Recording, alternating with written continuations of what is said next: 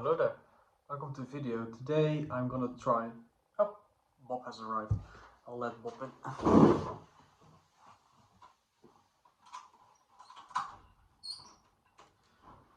Hey, clean up. So...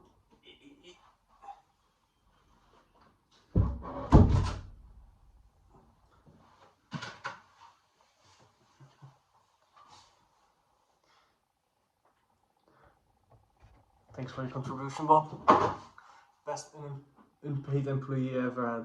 Alright, there was I. Today I'm gonna make a simple pinch pot style oil lamp.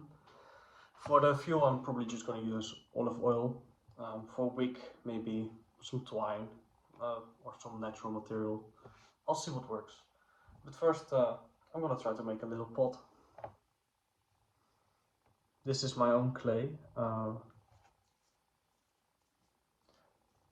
I collected it myself from the neighborhood,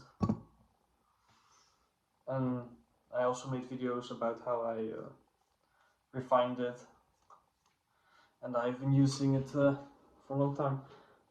I forgot to keep it wet over time, so it completely dried out, so I had to go through the hassle of making it wet and pliable again, which is quite a laborious process, so a lot more work than keeping it wet.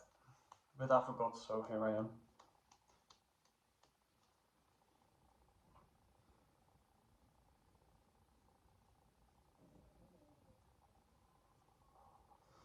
Pinch pot is the simplest style of cup.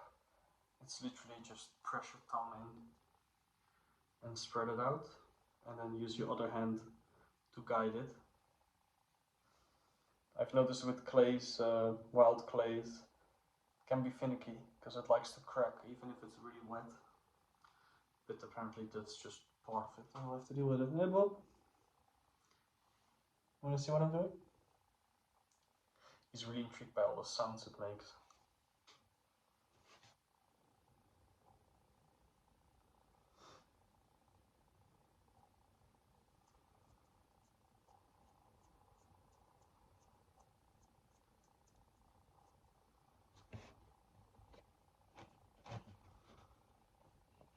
Then when you have made a pot you're happy with, move the edges together while spreading it, pinching it a bit.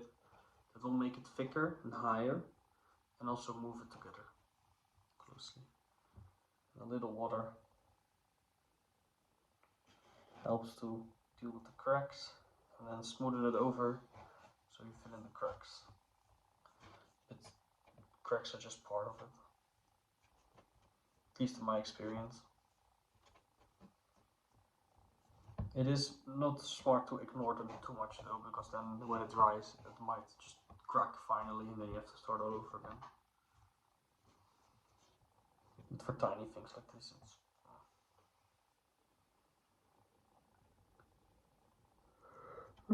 Usually in my experience the mess up comes when you fiddle too much with it, instead of just making a simple pot, not spending too much time on it, and then moving on to the next thing.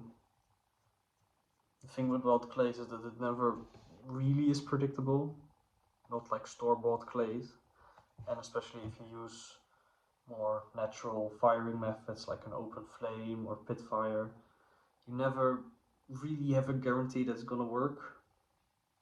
So it's up to you to decide how much time you want to spend on it. If you just want something functional, probably not too much, because if it fails it's just a lot of waste of time.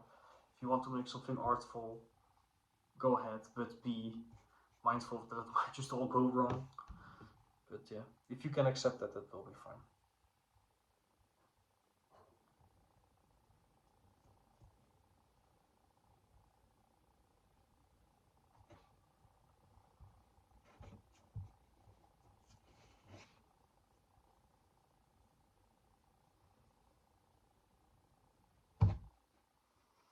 It's slightly bit too wet almost.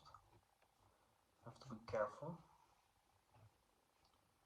Then I make a little spout for the wick to rest on.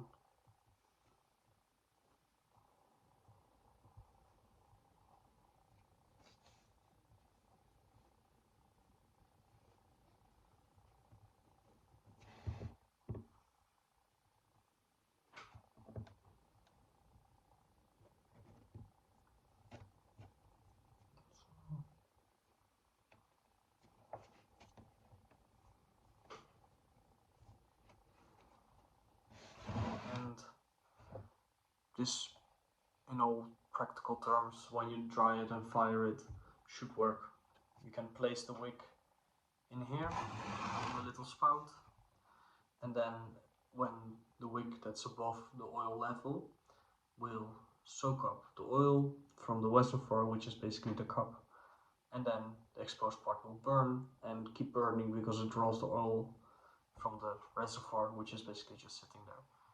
And yeah, this would be usable practically, and the rest is just to make it more functional in terms of efficiency, or how cleanly it burns, how cleanly it stays, or safety, like the oil can spill out and all kinds of stuff. But when you just want something practical, this should be fine. And I want that, I just want something practical. I'm just gonna move this to the side carefully. Yeah, I made it slightly too wet. And then I'll leave it dry for a bit and see what happens. If there are big cracks appearing, I need to address.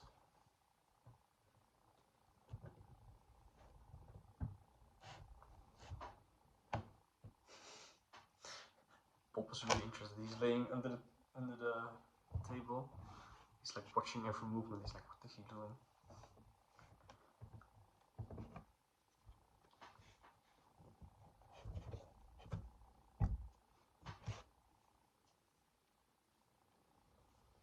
I'm just gonna make another one. Same process. So if you just wanted to know how to make an oil lamp, simple oil lamp, I'm just gonna do it again. See if it this time something is different or whatever. But if you already have the information you came for, nice seeing you.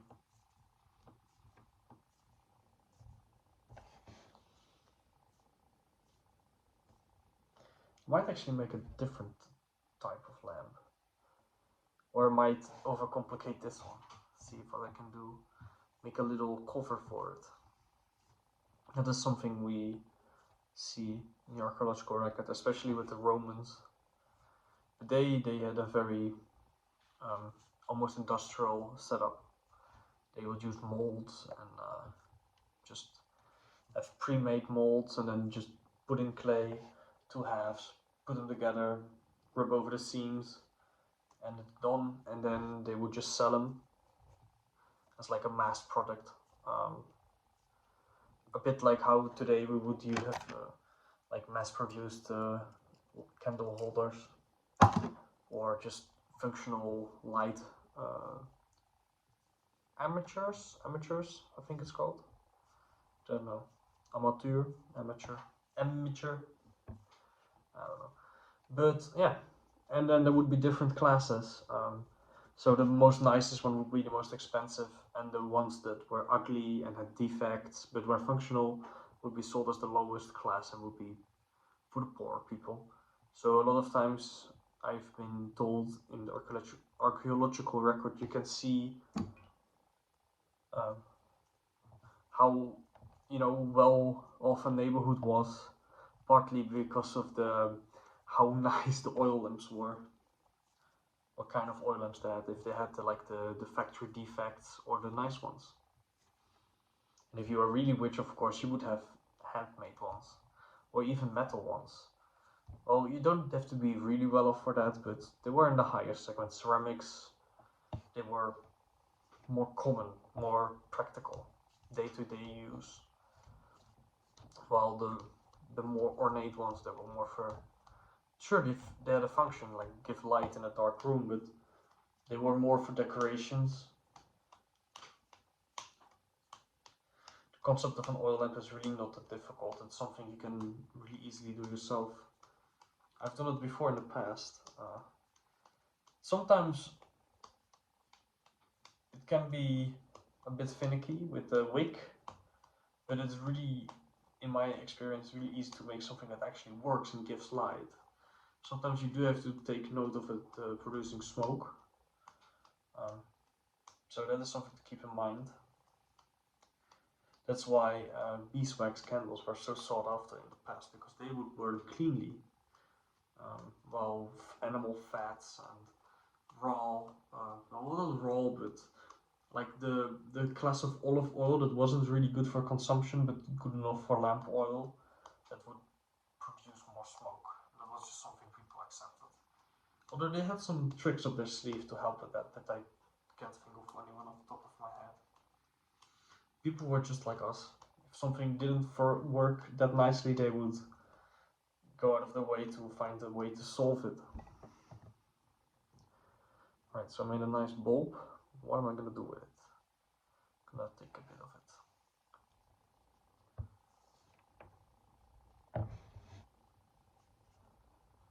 and make a cover for it, and then maybe connect the pieces.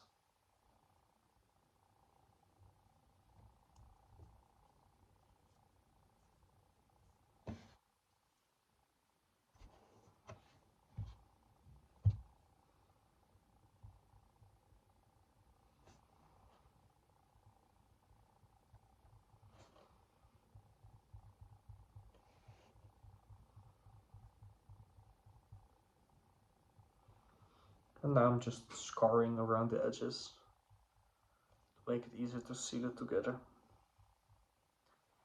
I'll leave a space around here.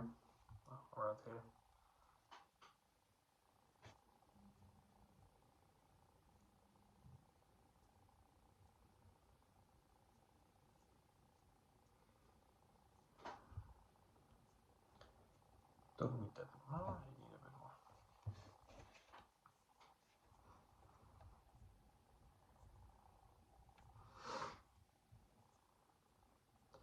You can tell my voice is a bit.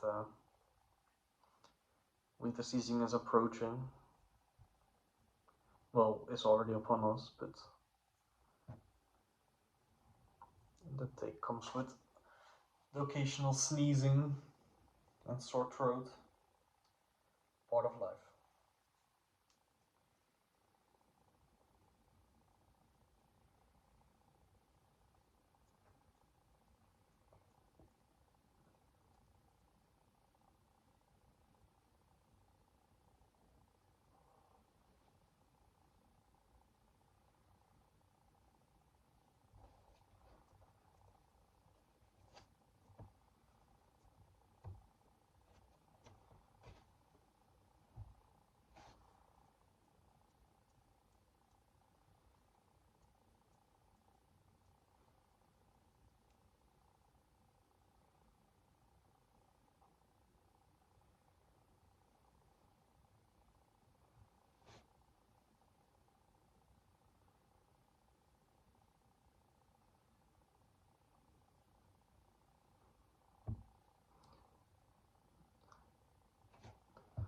The easiest way to ensure you have a hole still when you're working with it is just shove something in it. Historically, they would probably use something like a wooden dowel, but this Sharpie will do just fine. That might be a bit too small, because it also needs some air to flow, and I need a way to refill it, of course. But no, the Sharpie will do.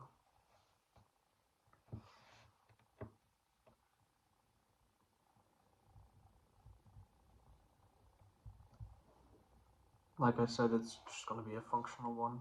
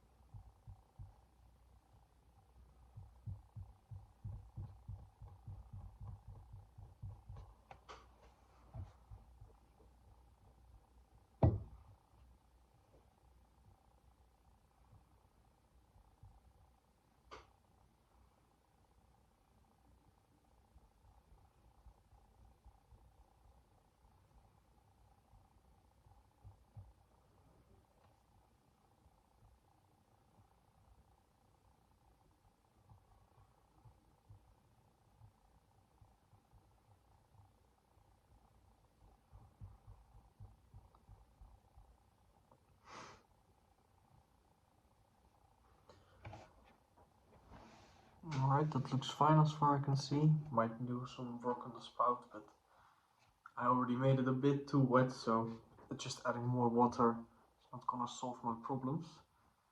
Now I'm just gonna poke a little hole in it, in the top. This is not for the wick, but this is to have air in it. And I also have just seen it on examples. If I'm wrong about the purpose of it, let me know. But the Roman ones seem to have it, so probably smart to have one too.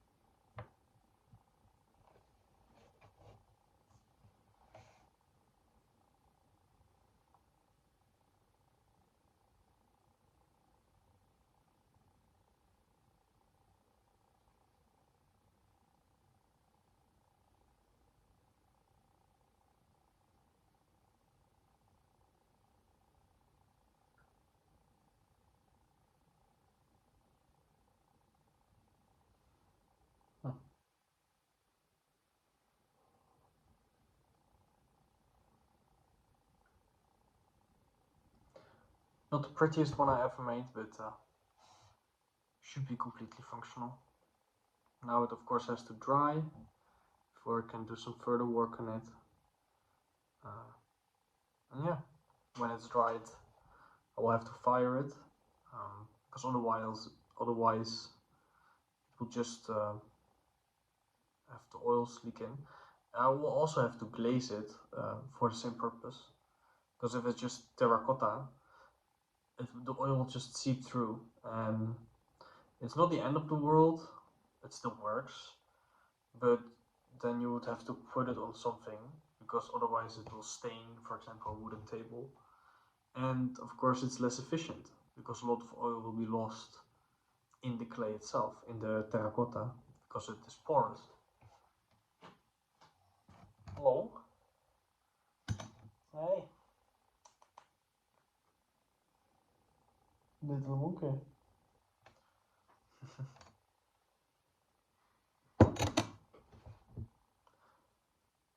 So yeah, that's it for today. I think I shown how to make one. It's really simple. It's a great project to start out with, and I think I filled the time enough. I don't know what else to say about it. If you want to know more, you have the internet at your disposal. If you have questions, let me know. If you felt I explained something not, how do you say, good enough, let me know. If you just want to say something, let me know. Thank you for watching, and see you in the next one. And as always, this video was one take and no script. So, bye bye, howdo.